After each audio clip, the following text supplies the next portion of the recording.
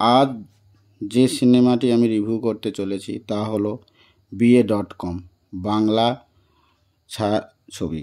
আশা করছি অনেকে দেখেছেন, এটা অনেক আগেই সিনেমা রিলিজ হয়ে গিয়েছে। সম্বন্ধে আজকের আমরা একটু আলোচনা করব আর কি আছে সেটা নিয়েই সবার সামনে তুলে ধরার চেষ্টা করব। যদি ভালো লাগে অবশ্যই সঙ্গে থাকবেন, অনুপ্রেরণা জাগাবেন যাতে আমি এমনই এক ভিডিও সবার সঙ্গে শেয়ার করতে পারি। তার জন্য চ্যানেলটিকে সাবস্ক্রাইব করে রাখবেন। সিনেমাটি রোমান্টিক কমেডি বাংলা, যা বিয়ে ও সম্পর্ক নিয়ে আধুনিক ভাবনা ও সামাজিক বাধ্যবাধকতা।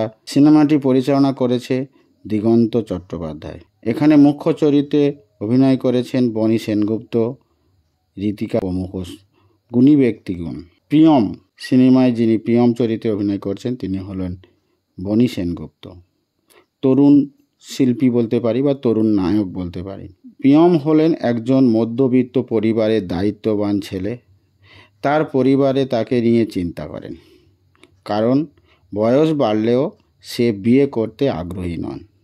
তার মা বাবা তাকে বোঝায়। প্রিয়মের মা বলতে শোনা যায়, তুমি তো আর ছোট নও, আমাদের পরিবারের দায়িত্ব নিতে হবে, বিয়েটা তো করতেই হবে। তখন কথা শুনে প্রিয়ম রিমির বন্ধু, রিমি কবে বিয়ে করবি তুই বল। রিমি কথা শুনে বলে, বিয়ে আমার লিস্টে নেই, আগে আমি নিজের মতো বাঁচতে চাই। মা, বিয়ে তো জীবনের এত বড় সিদ্ধান্ত, এটা কি এভাবে করা যায়? চেতামে তার কাছে বিয়ে হলো একটি পুরনো ধারণা যাকে সে মোটেই গুরুত্ব দেয় না। তার বন্ধুরা প্রায় তাকে নিয়ে বিয়ে করে সব সময় তার কাছে একটা BA.com এন্ট্রিটা যেভাবে হয়, প্রিয়ম পরিবারে BA.com নামে একটি সোশ্যাল মিডিয়ায় প্রোফাইল তৈরি করে। একইভাবে রিমির পরিবারও চাপে পড়ে তার প্রোফাইল তৈরি করে দেয়। ঘটনাচক্রে প্রিয়ম এবং রিমি প্রোফাইল একে অপরের সঙ্গে ম্যাচ করে যায়। তাদের প্রথম দেখা হয় একটি পরিবারের আয়োজকের মধ্যে দিয়ে। প্রিয়মের সংলাপ তার ব্যক্তিগত প্রকাশ পায়। প্রিয়ম বলতে শোনা যায়, আপনি তো খুব আধুনিক, কিন্তু বিয়ে নিয়ে আপনার কি ধারণা? রিমি তখন বলে, বিয়ে মানে কি শুধু দায়িত্ব? আমি বাঁচতে চাই নিজের মতো। প্রথম দেখাতেই তাদের মধ্যে মতবিরোধ স্পষ্ট হয়, তবে তাদের পরিবারে একে অপরে আরও ভালোভাবে জানার জন্য কিছুদিন সময় কাটাতে বলে। প্রিয়ম এবং রিমি একে অপরের সম্পর্ক একেবারে বিপরীত। তাদের জীবনযাপনের ধরন এবং চিন্তাধারা নিয়ে তারা প্রায় তর্কে লিপ্ত হয়। প্রিয়মকে বলতে শুনি, তুমি কি মনে করো স্বাধীনতা মানে হলো নিজের দায়িত্ব ভুলে যাওয়া? তখনই সেই উত্তরে রিমি বলে, স্বাধীনতা মানে হলো নিজের মতো বাঁচা। সেটাই তো। এই মুহূর্তগুলোর হাস্যরস ও রোমান্টিক উপাদানের ভরপুর।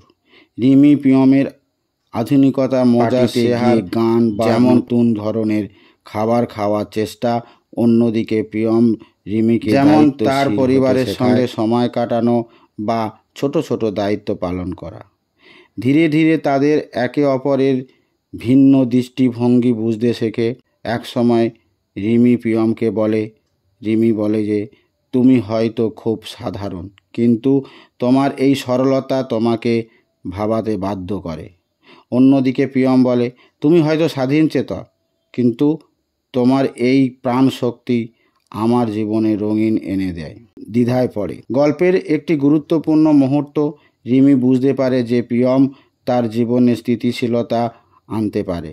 অন্যদিকে প্রিয়ম বুঝতে পারে যে রিমি স্বাধীন চেতা, আমি তোমার শুধু নতুনভাবে জীবন শুরু করতে চাই। তারা পরিবারকে বোঝায় এবং সবাই একমত হয়। সবচেয়ে বড়, আমি তোমাকে সেই স্বাধীনতা সহ ভালোবাসতে চাই, যে ভালোবাসা হলো শেষ দৃশ্যে তাদের বিয়ে হয়।